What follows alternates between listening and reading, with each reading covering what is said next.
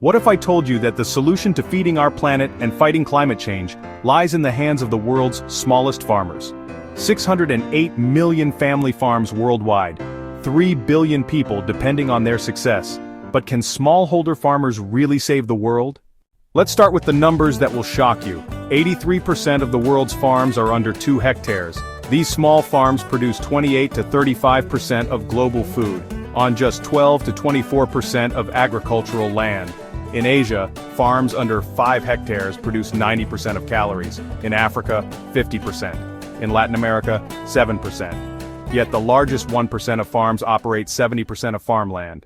But here's where the story gets critical. 95% of farmers observe climate change. 80% could face climate hazards by 2050. In Africa, 95% of farmers depend on rain-fed agriculture.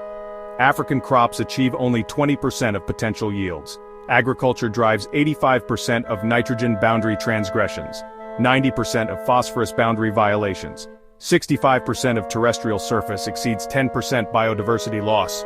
Food prices could increase up to 29% by 2050. But here's the incredible part. Climate-smart agriculture achieves 40.9% average yield increases. Sustainable practices sequester 0.63 tons of carbon per hectare per year. 63% of agroecological cases report higher yields. Sustainable intensification generates $897 per hectare, versus $483 for conventional methods. Ethiopian dairy cooperatives show higher income and lower costs.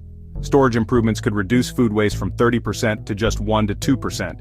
Women comprise 43% of the agricultural labor force. 1 acre fund clients see 50% increase in farm income per acre.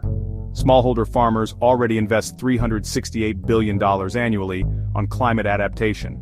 Transformed systems could feed 10.2 billion people within planetary boundaries.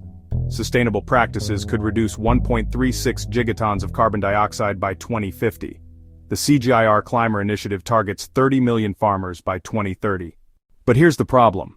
Only 0.3% of climate finance reaches smallholders.